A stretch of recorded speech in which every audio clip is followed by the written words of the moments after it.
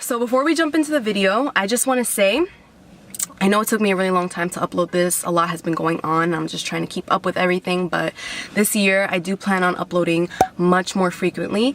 And one more thing before we start, your first batch is probably going to be not your best because, again, it's going to be the first time you do or try to attempt to make these fermented veggies, so don't feel discouraged. And it's just with anything else, you just have to practice at it. So yeah, enjoy this video, and if you like it, just hit a thumbs up and make sure you stay to the end because there's a lot of good info there, so don't try to only watch this halfway and exit out. Make sure you stay to the end. Alright, enjoy the video. I gotta go to work. Bye. The main ingredient when making fermented veggies is cabbage. After you have your cabbage, you can include any other vegetable. I like to choose carrots because I think they taste the best. And an added tip, you probably want to pick up some gloves because later on this does get a little bit messy and the vegetables may be a little bit cold. You want to start off by shaving all your carrots into a bowl. I usually use one whole pack every single time. Next, pick up your cabbage, and I'm going to slice it in half before I start slicing it in little pieces because I only use one half of each cabbage. I like to save the other half for a later time. So I slice it off in little pieces before I put it into my bowl, and you just want to make sure that the pieces are going to fit into the bowl.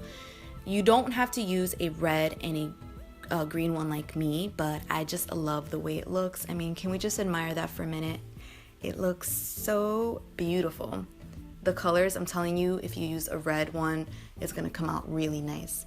So I do the same thing for each one, and I just add it in, and this is how it looks when everything's chopped up.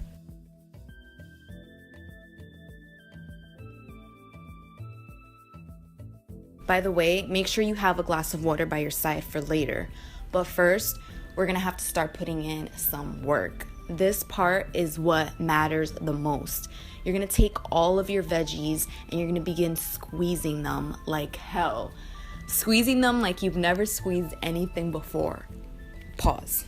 No, but seriously, squeeze everything because we need those juices to come out of these veggies. We want to extract all the good juices that the cabbage and the carrots have, and we want to do it until we see them actually drip.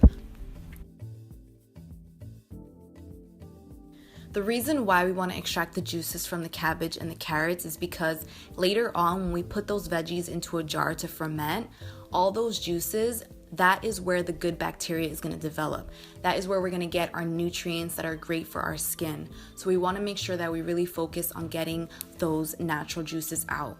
And to help you, what you can do is bring in the water that I mentioned earlier. That's really going to give you a head start in seeing those juices kind of flowing because trust me, it takes a little while, so don't get discouraged. Just do the best you can.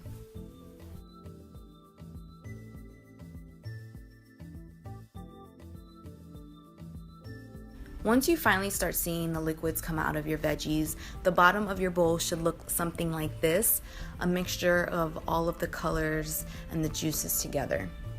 Once you feel like you've extracted enough juices from your veggies, the next thing you want to do is start packing them into a jar. And for this step, make sure that you use a glass jar and not a plastic one. And what I do is I just keep packing it all the way up into the top, and then I take a spoon and I start mashing everything down.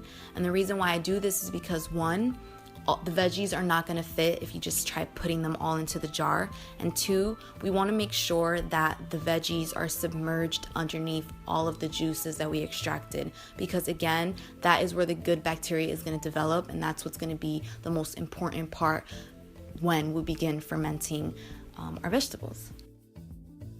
Once you fill your veggies all the way to the top, take your bowl where you have those juices that you extracted and just add it into the jar. I'm not going to add the whole thing because I do have another jar to fill. And then what I do after is continue to mash everything down because again, we want the veggies submerged underneath the liquid. If you need to add a little bit of more water, which I always do, then make sure you add a little bit more, and then you just continue that process of mashing down until your veggies are completely submerged underneath. And finally, this is how your sauerkraut, which is basically another word for fermented veggies, they're also known as culture food. This is how it should look like when it's all stuffed into the jar, making sure again that it's submerged underneath all the liquids.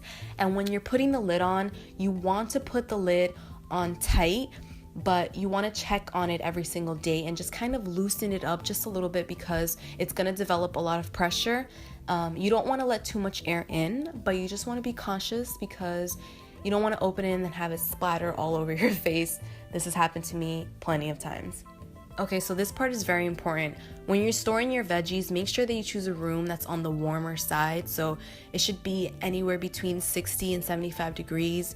I choose to store them in my closet because that's where I feel like it's the warmest in my house or in my room. This is important because what we want to do is kind of make the veggies go bad.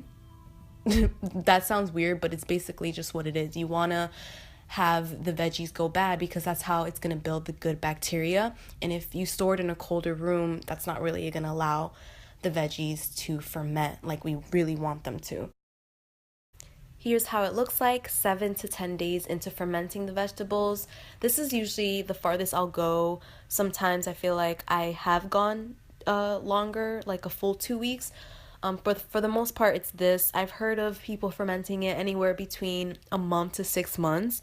And the reason is because the longer you ferment, the healthier it becomes, the more bacteria it grows, the good bacteria that's really good for your gut and for your skincare and for just your overall health. So it's really up to you how long you want to ferment it. One thing I will say is if you try fermenting 7 to 10 days, just make sure that you don't put it into the fridge right away. Leave it out a little bit because while you're eating it, while you're consuming it, it's gonna keep fermenting if you leave it out. And then something else that you might notice when you open the jar is there's probably gonna be a little bit of mold on top. Sometimes I see it, sometimes I don't. I usually just throw it into the garbage and it's really not a big deal. So don't get grossed out. Just throw it away and you'll be good. Alright guys, that is it. Thank you so much for watching, and if you stay to the end, please give this video a thumbs up. And I am so happy that you're jumping on the fermented veggies train because probiotics are the way to go.